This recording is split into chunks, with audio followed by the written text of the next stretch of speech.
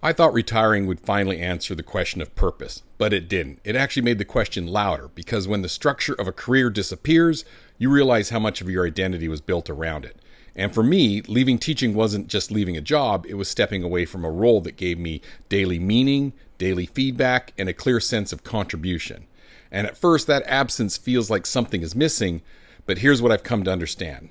Purpose after 50 is not one big thing that you discover, it's something you design, slowly and intentionally, and it often looks very different from what you expected.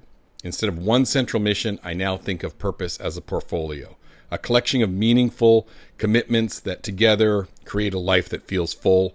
For me, that includes mentoring when I can, writing and sharing ideas that matter to me, exploring new places with intention instead of just consuming them, investing time into my family in a deeper and more present way, and even building projects like properties that have a creativity and long-term vision behind them.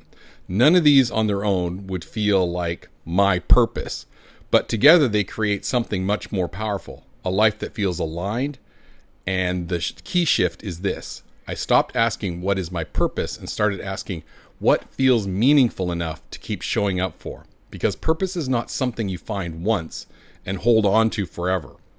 It evolves as you evolve. And if you're in that space right now where things feel a little undefined, that's not a problem. It's actually a starting point, and this is where you get to choose again, more deliberately this time.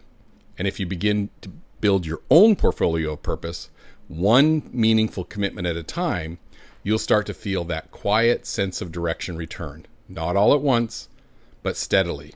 And that's more than enough to build a life that feels worth living.